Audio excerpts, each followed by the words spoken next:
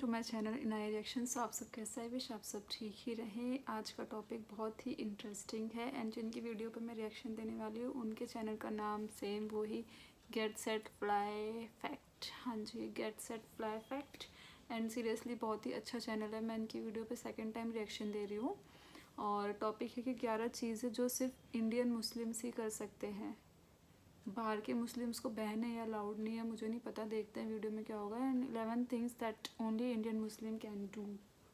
सो ज़्यादा बातचीत न करते हैं, वीडियो स्टार्ट करते हैं। So let's start. और हिंदुस्तान आजादी के बाद से नहीं, सदियों से एक सेक्युलर कंट्री रहा है, जिसके चलते हिंदुस्तान के दूसरे सबसे बड़े धर्म यानी इस्लाम को मानने वाले मुसलमानों ने 7वीं शताब्दी में हमारे देश की मिट्टी में कदम रखा था। लेकिन हैरानी की बात तो यह है कि आजादी के बाद 1951 के सेंसस में जहां हिंदुस्तानी पॉपुलेशन की गिनती में सिर्फ 10.4% मुसलमान थे, वो 2011 में 14.2% यानी 1720 लाख हो चुके थे। वहीं पर पाकिस्तान जहां पर 24% हिंदू लोग थे, वो घटकर 1% भी नहीं बचे हैं। अब इससे ये बात तो साफ नजर आ रही है कि कौन सा देश माइनॉरिटी को बढ़ावा दे रहा है और कौन सा नहीं। पर हमारे हिंदुस्तान के इसी सेक्युलरिज्म की वजह से जहां दूसरे देश मुसलमानों को टेररिज्म के नाम पर उन्हें त्योहार तक मनाने नहीं देते, उन्हें बेसिक राइट तक नहीं देते, और अगर दे भी दे तो उसके लिए उनकी परीक्षा लेते हैं, वही हमारे यहाँ पर इन्हीं चीजों को आजादी मिलती है। Things that only Indian Muslims can do. अब फ्रेंड्स, ये वीडियो शुरू करने से पहले मैं सबसे पहले ये बोलना चाहूंगा कि मुस्लिम्स भी उतने ही इंडियन हैं जितने कि हिंदूज हैं। ये कोई कैटेगराइजेशन नहीं है जो हम इस वीडियो के थ्रू कर रहे हैं, बल्कि हम ये एक इंटरनेशनल, एक वर्ल्ड के पर्सपेक्टिव से बता रहे हैं कि as compare to other countries India कितना टॉलरेंट है, ये बताने के लिए, ताकि इससे यूनिटी और भी ज्यादा बढ़ सके। जिस तरीके से मुस्लिम पॉपुलेशन बढ़ रहा है, 2050 तक इंडिया में दुनिया भर के मुकाबले सबसे ज्यादा मुस्लिम्स होने वाले हैं। तो चलिए पता लगा पाते हैं कि इंडिया में मुस्लिम्स को कौन कौन सी फ्रीडम मिलती है जो दूसरे देशों में शायद नहीं मिलती। और इस लिस्ट में सबसे पहला नाम है फेस्टिवल यानी त्योहारों का। अब ईद से लेकर रमजान और मुहर्रम, हमारे देश के मुसलमानों को हर एक त्योहार मनाने की आजादी है। वहीं चाइना जैसा देश जो पाकिस्तान और कई सारे इस्लामिक कंट्रीज का सच्चा दोस्त बना फिरता है, वो अपने देश के जिनजियांग रीजन में बसे हुए मुस्लिम बच्चों, गवर्नमेंट और एजेंसी ऑफिसेज में काम करने वालों को, यहाँ तक कि लोकल अथॉरिटीज में मौजूद किसी भी मुस्लिम को रमजान तक सेलिब्रेट करने का मौका नहीं देता। और अब खबरें ऐसी है कि मौका देने के बावजूद लोग डर के मारे रमजान नहीं रख रहे हैं, क्योंकि उन पे जो अत्याचार होगा वो उन्हें पहले से ही पता है। पर ये तो कुछ भी नहीं है। यहाँ के मुसलमानों को पॉलिटिकल एजुकेशन कैंप्स में रखकर उन्हें चाइनीज सिखाने के साथ उन्हें चाइना की कम्युनिस्ट पार्टी की तारीफों वाले गाने भी गवाए जाते हैं, और ये सब सिर्फ इसीलिए ताकि टेररिस्ट थ्रेट को खत्म किया जा सके। और आपको तो पता होगा, कम्युनिज्म कोई भगवान में नहीं मानता है, तो कम्युनिस्ट गाने मुस्लिम्स को क्या सिखा रहे हैं, इस बात से आप खुद ही अंदाजा लगा सकते हो।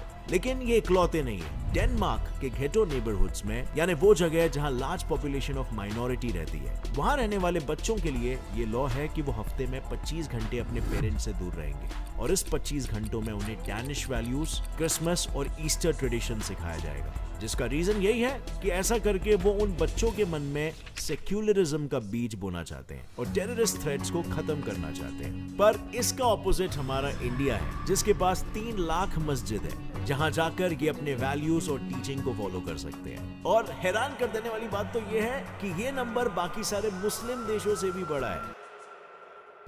अब बढ़ते हैं दूसरे पॉइंट पर, जिसकी झलक मैंने आपको वीडियो की शुरुआत में दी थी। तो अब इंडिया में हिंदू हो, मुस्लिम हो, क्रिश्चियन हो, सिख हो या कोई भी हो, सबको पासपोर्ट, जो हर सिटीजन के लिए एक बेसिक चीज है, उसके लिए अपने डॉक्यूमेंट्स देने होते हैं और पासपोर्ट तैयार। लेकिन पाकिस्तान जो एक मुस्लिम कंट्री है, वहाँ मुसलमानों को अपने मुसलमान होने का प्रूफ देना पड़ता है। मतलब कि वो प्रॉफेट मोहम्मद को कितना मानते हैं, ये साबित करना होता है। और इसके लिए उन्हें वहां पर सारे सिटीजन से एक फॉर्म पर साइन करवाया जाता है, जिसमें ये लिखा होता है कि अहमदीज पाकिस्तानी नहीं है, और जो इस पर साइन नहीं करता उसे पासपोर्ट नहीं मिलता है।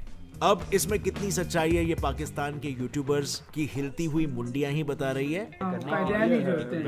साइन करना होता है जिस पर लिखा होता है कि अहमद। लेकिन आपको ये भी बता दूं कि अहमदीज या अहमदियाज होते कौन है। वेल, अहमदीज पाकिस्तान में एक माइनॉरिटी है, और माइनॉरिटी के साथ साथ पाकिस्तान में अहमदीज को मुसलमान तक नहीं माना जाता।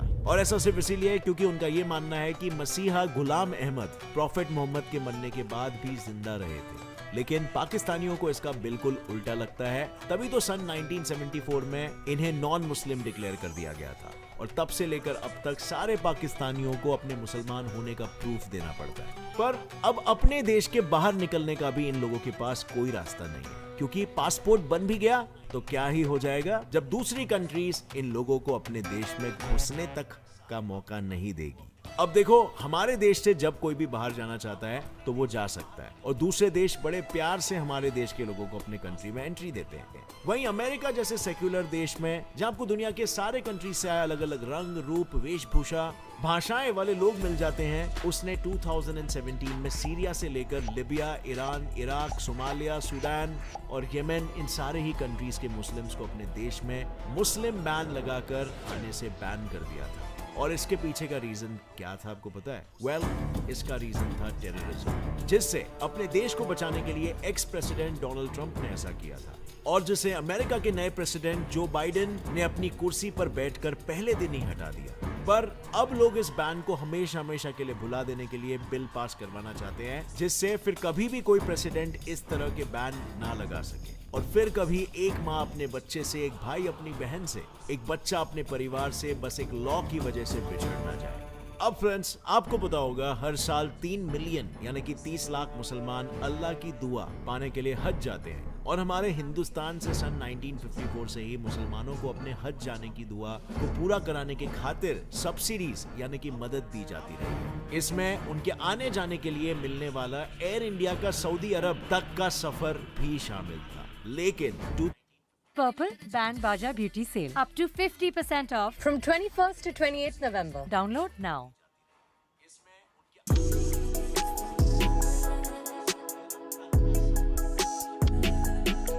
2011 में मुसलमानों को मिलने वाली सब्सिडी को थोड़ा घटा दिया गया। मतलब जिस सब्सिडी के लिए हमारा देश 2013 में $100 मिलियन यानी 749 करोड़ रुपीस दे रहा था, उसे 2016 में कम करते हुए $75 मिलियन यानी 561 करोड़ रुपीस कर दिया गया और 2017 में गवर्नमेंट ने इस सब्सिडी को ही रोक दिया। लेकिन इस सब्सिडी को रोकने के पीछे गवर्नमेंट का अपना कोई स्वार्थ नहीं था, बल्कि मौलाना महमूद ए मदानी जो राज्यसभा के मेंबर थे, उन्होंने ये बात सामने रखी कि हज के लिए सब्सिडी लेना इस्लामिक शरिया के खिलाफ है, क्योंकि कुरान में ये साफ साफ लिखा है कि मुस्लिम्स को हज पर अपने रिसोर्सेज से ही जाना चाहिए। कि हज सब्सिडी गैर जरूरी के मुसलमानों को दी जा रही, इसकी जरूरत नहीं है, क्योंकि हज को जाना है तो मैं बगैर सब्सिडी के भी जाऊंगा। और इसी के चलते इंडियन गवर्नमेंट ने करीबन 70 सालों से चली आ रही हज सब्सिडी की प्रथा को तोड़ और छोड़ दिया। और आपको ये जानकर हैरानी जरूर होगी कि ये प्रथा सिर्फ इंडिया में ही फॉलो होती थी। ऐसी कोई प्रथा किसी इस्लामिक कंट्री में नहीं की जा रही, जबकि दुनिया में 50 इस्लामिक देश है। लेकिन हज पर जाना दुनिया के दूसरे नॉन मुस्लिम कंट्रीज में तो मुस्लिम्स के लिए बहुत दूर की बात है। उन्हें तो अपने ही देश में अपनी मर्जी से जिंदगी बिताने का भी मौका नहीं दिया जाता, यानी कि जीरो फ्रीडम। अब दुनिया में अपनी तानाशाही के लिए बदनाम नॉर्थ कोरिया के किम जोंग उन की ही तरह चाइना ने अपने लोगों के लिए कोई कंपलसरी हेयर स्टाइलिंग का लॉ नहीं बनाया, लेकिन अपने देश के नॉर्थ वेस्टर्न रीजन के शिनजियांग में रहने वाले मुस्लिम्स के लिए इनका लॉ इतना स्ट्रिक्ट है कि वो बेचेहरे अपने मर्जी के कपड़े क्या अपनी मर्जी की दाढ़ी मूछें भी नहीं रख सकते। लेकिन चाइना अकेला नहीं है जिसने इनसे राइट्स को ऐसे छीन लिया है। दुनिया के कई देशों में जैसे कि ऑस्ट्रिया में फीमेल मुस्लिम्स को पब्लिक में बुर्का पहनना बैंड है। फ्रांस और बेल्जियम ने भी 2011 में पूरे फेस को ढकने वाले हिजाब को बैन किया था। वहीं नेदरलैंड्स, स्विट्जरलैंड, रशिया, बल्गेरिया और इटली में भी इस तरह के लॉ पास किए गए थे। और इसे देखकर तो यही लगता है कि बस हमारा इंडिया ही ऐसा देश है जो मेल और फीमेल दोनों को बराबर का राइट दिलाने के लिए, उनकी जिंदगियों को आसान बनाने के लिए, एजुकेशन से लेकर उनकी वोटिंग तक हर राइट के लिए उनके साथ खड़ा रहता है। जैसे इंडिया ने मुस्लिम औरतों के लिए मुस्लिम कम्युनिटी से लड़कर 2019 में ट्रिपल तलाक जैसी सदियों से चलती आ रही प्रथा को एक क्रिमिनल ऑफेंस घोषित कर दिया, जिससे हजारों लाखों महिलाओं की जिंदगियां बच पाई। और अब आगे बढ़ने से पहले एक सवाल, क्या आपको पता है इंडिया के टोटल नंबर ऑफ प्रेसिडेंट्स में से 5 प्रेसिडेंट्स मुस्लिम रह चुके हैं, जबकि शायद ही कभी पाकिस्तान में किसी हिंदू इंसान को इतनी ऊंची पोस्ट पर बैठाया गया होगा। और प्रेसिडेंट तो दूर की बात, कई इस्लामिक कंट्रीज में तो उनके किंग और प्रिंसी गवर्नमेंट की लगाम अपने हाथ में लेके बैठते हैं। मतलब लोग वोट करे या ना करे, देश की भागदौड़ इन लगाम थामे लोगों के हाथों में ही जाएगी। और ऐसे कंट्रीज में लेडीज का हाल तो इतना बेहाल होता है कि उन्हें वोट डालने तक का मौका नहीं दिया जाता। जैसे 2015 में पहली बार सऊदी अरब की वुमेन को वोटिंग करने का मौका मिला था,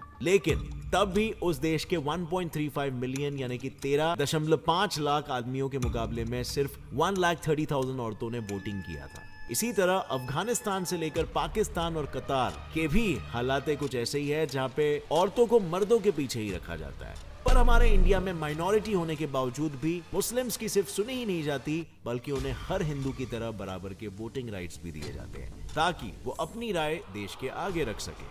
पर फ्रांस जैसी कंट्री, जहां 2016 में 29% फ्रेंच लोग मुस्लिम्स के लिए नेगेटिव व्यू रखते हैं, ऐसा सर्वे हुआ था, वहीं पर पिछले 6 सालों में हुए टेरर अटैक्स के चलते 2020 में ये नंबर 79% तक पहुंच गया था। और इन्हीं सब के चलते फ्रांस में मुसलमानों के ऊपर कई तरह के लॉज लगाए जाने का प्रेशर उन पर अब बना हुआ है।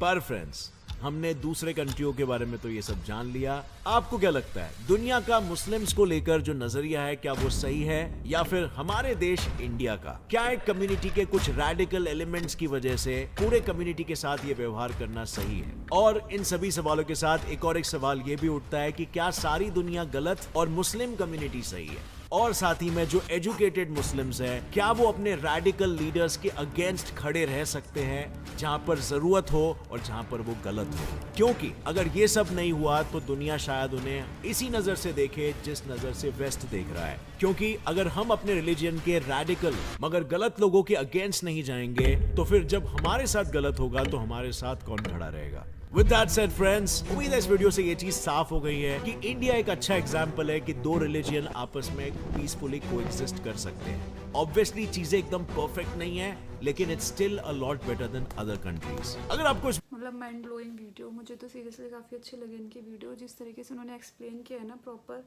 कंपैरिजन किया है पाकिस्तान से और भी कंट्रीज से, मतलब सब कुछ बताया है, तो मुझे सीरियसली काफ़ी अच्छी लगी। जैसे कि इंडिया में मुस्लिम्स की पॉपुलेशंस बहुत ही ज़्यादा है कंपैरिजन टू पाकिस्तान या और according to get set fly fact के।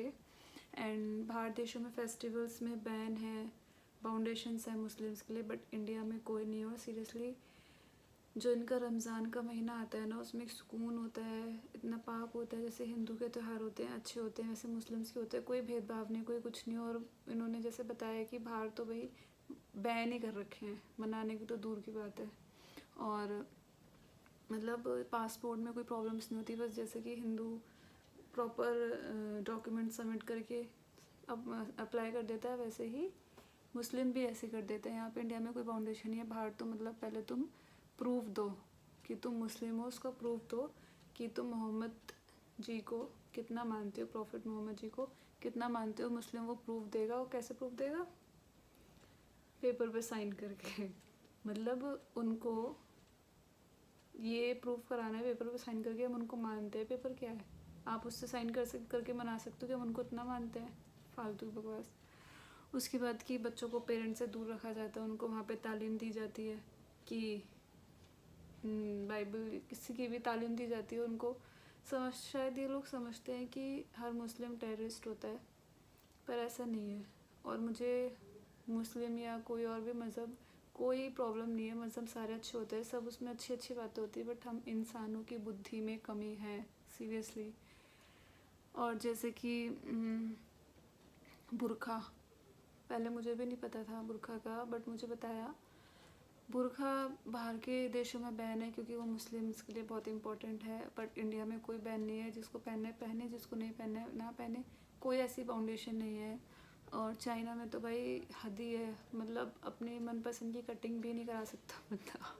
कटिंग नहीं करा सकता, कपड़े नहीं पहन सकता, मतलब जेल है क्या। ओवरऑल हमारा इंडिया बहुत अच्छा है। और मुस्लिम्स, हिंदू, सिख, ईसाई जो भी है, कोई प्रॉब्लम नहीं है, मज़हब सब अच्छे होते हैं, सब में अच्छे बुरे लोग होते हैं, और मज़हब हो कोई या फिर हिंदू में भी हैं घटिया लोग, हर जगह मिल जाते हैं। बट ये नहीं कि हम एक पर्टिकुलर मज़हब को ही गलत ठहरा देंगे, टेररिस्ट को मुस्लिम से जोड़ देंगे, वो चीज़ गलत है। बट यहाँ बहुत अच्छी वीडियो लगी मुझे, इस पर रिएक्शन देखिए। सो आप सबको कैसी लगी प्लीज़ कमेंट बॉक्स में बताइएगा। मिलते हैं जल्दी, सो टेक केयर।